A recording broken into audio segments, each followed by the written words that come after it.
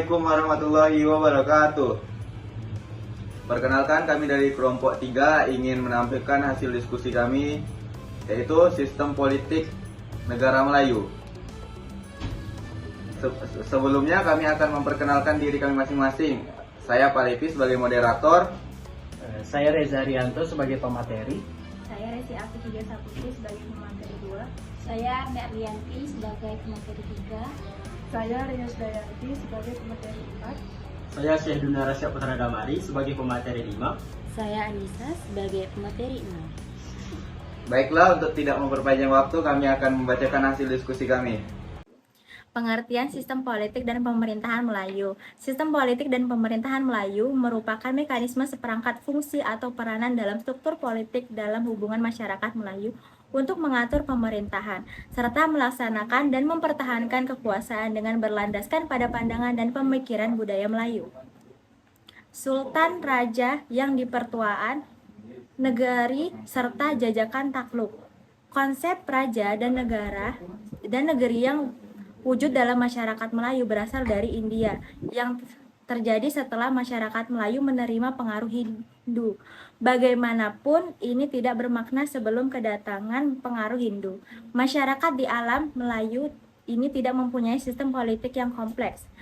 Sebelum itu, pemerintahan atau ketua orang Melayu hanya dianggap sebagai pemimpin karena kelebihan tertentu yang dimilikinya. Sultan, raja yang dipertuaan, negeri, serta jajahan takluk. Konsep raja dan negeri yang wujud dalam masyarakat Melayu berasal dari India, yang terjadi setelah masyarakat Melayu menerima pengaruh Hindu. Bagaimanapun, ini tidak bermakna sebelum kedatangan pengaruh Hindu. Masyarakat di alam Melayu ini tidak mempunyai sistem politik yang kompleks. Sebelum itu, pemimpin atau ketua orang Melayu hanya dianggap sebagai pemimpin karena kelebihan tertentu yang dimilikinya. Konsep negeri dan kerajaan. Konsep negeri pada hari ini lebih didasari oleh adanya suatu sempadan yang jelas yang diasaskan oleh sistem undang-undang yang bertulis yang memisahkan antara suatu negeri dengan negeri yang lain. Selain itu, pengiktirafan kedaulatan negeri atau negara yang diterima dari negara lain penting karena pengiktirafan ini menjadi pengabsah kedaulatan negara berkenaan. Sebaliknya, bagi konsep negeri tradisi, sesuatu negeri itu dibentuk karena negeri itu telah dibina atau dibuka oleh seseorang raja.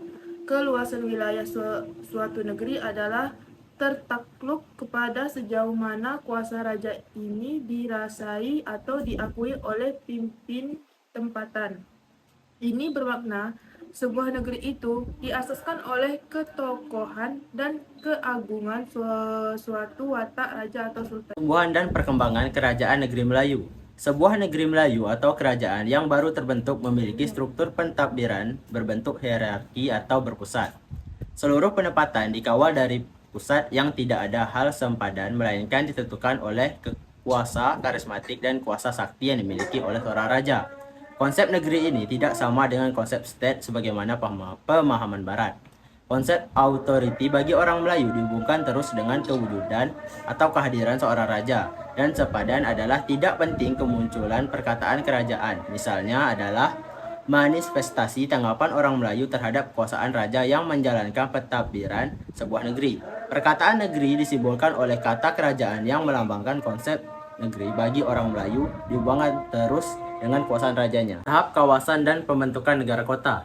Proses pembentukan negeri memasuki tahap kedua apabila ketua kuasa tempatan mengembangkan kekuasaannya melewati penempatan kekuasaan asalnya dan membina struktur pemerintahan yang kompleks melibatkan kewujudan para pembesar bagi membantunya dalam pemerintahan. Ketua ini kemudian menjadi raja dan mewujudkan sistem pemerintahan yang berpusat. Kemunculannya banyak dikaitkan dengan kepentingan ekonomi yang bertambah, seperti adanya kegiatan perdagangan atau pertanian. Kemunculan kerajaan negara kota dikaitkan dengan wujudnya perdagangan yang pesat di alam Melayu, yang melibatkan perdagangan di antara India dan Cina. Perkembangan ini menyebabkan munculnya beberapa penempatan peringkat tahap pertama, bandar-bandar pelabuhan yang semakin lama semakin kuat. Tahap negara empire dan kemunculan pusat ketamadunan Melayu. Tahap negeri yang memiliki jajahan takluk diperoleh apabila pemimpin kawasan ini mulai mengembangkan kekuasaannya dengan menguasai dan menjajah kawasan kekuasaan jirannya. Seringkali pemerintah ini memperkukuhkan kedudukannya sebagai ketua atau raja dengan mengaitkan dirinya dengan keturunan suci dan keajaiban. Kemunculan kerajaan Sriwijaya sebagai kuasa maritim dikaitkan dengan keupayaannya menarik kerajaan atau pelabuhan kecil bersatu dengan seperti negeri-negeri pelabuhan di barat daya Indonesia dan semenanjung Tanah Melayu.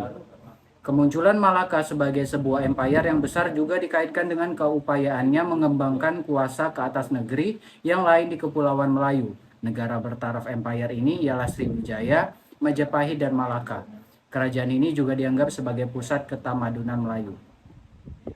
Pusat ketamadunan Melayu.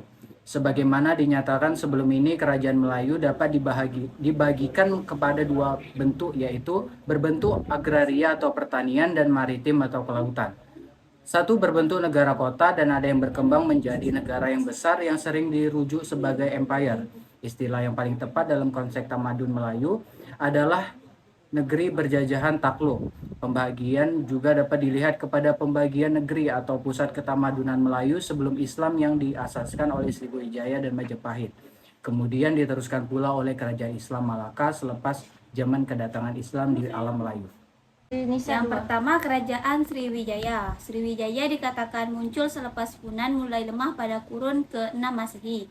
Faktor utama yang menyebabkan Sriwijaya muncul menjadi sebuah kuasa maritim yang kuat ialah kedudukan dan kekuatannya mengawal perdagangan di Selat Sunda dan Selat Malaka yang selama ini dikuasai oleh kerajaan Kantoli dan Melayu. Di samping faktor lain seperti adanya kemudahan yang disediakan oleh kerajaan, jaminan keselamatan dari serangan Lanun, hubungan persahabatan dengan Cina, kekayaan bahan hutan dan lautan, serta pendabbiran yang tersusun menyumbang kepada kejayaan kerajaan ini. Sriwijaya memiliki 3 peranan penting, yaitu sebagai tempat persinggahan kapal dagangan, sebagai pusat pengumpulan serta penyeberangan, dan sebagai pusat pegagihan barang dagangan. Melaka diasaskan oleh para Meswara pada awal kurun ke-15, yaitu kira-kira pada tahun 1400 Masehi. Perkembangan Malaka banyak dikaitkan oleh peranannya sebagai pusat perdagangan di alam Melayu, menggantikan Majapahit dan Sriwijaya yang telah lemah. Kedudukannya di tengah-tengah jalan perdagangan di antara India dengan Cina, kedudukan pelabuhannya yang terlindung daripada angin, memiliki hubungan darah yang baik dengan sumber bahan mentah, serta hubungan yang erat dengan Cina merupakan antara faktor kemunculannya sebagai sebuah empire. Kebijaksanaan pemerintah Malaka dalam mentadbir negerinya yang luas juga menjadi kunci utama kepada kejayaannya. Malaka mempunyai sistem pentadbiran yang sangat tersusun. Raja menduduki tangga teratas dan merupakan kuasa yang tertinggi dalam pentadbiran. Undang Melayu. Dalam tamadun Melayu terdapat beberapa jenis undang-undang yang digunakan sebagai panduan oleh masyarakat Melayu dalam menjalani kehidupan dalam sebuah negeri berwajah. Sistem undang-undang Melayu ini dapat dilihat kepada sistem undang-undang yang digunakan oleh negeri-negeri Melayu yang pernah menjadi pusat ketamadunan Melayu, yaitu Majapahit dan Melaka. Di Melaka terdapat 2 teks undang-undang, yaitu Hukum Kanan Melaka dan Undang-Undang Laut Melaka. Di Majapahit pula terdapat undang-undang yang dikenal sebagai Kuntara Manawa Dharma Sastera. Hukum Kanan Melaka mengandungi perkara seperti larangan dan hak keistimewaan raja, tanggung jawab raja dan pembesar negeri. Undang-undang Laut Melaka pula mengandungi peraturan pelayaran, tata cara jual beli di atas kapal, bidang kuasa nakoda, dan tanggung jawab pegawai kapal. Baiklah, segitu saja materi yang dapat kami sampaikan tentang sistem politik Melayu.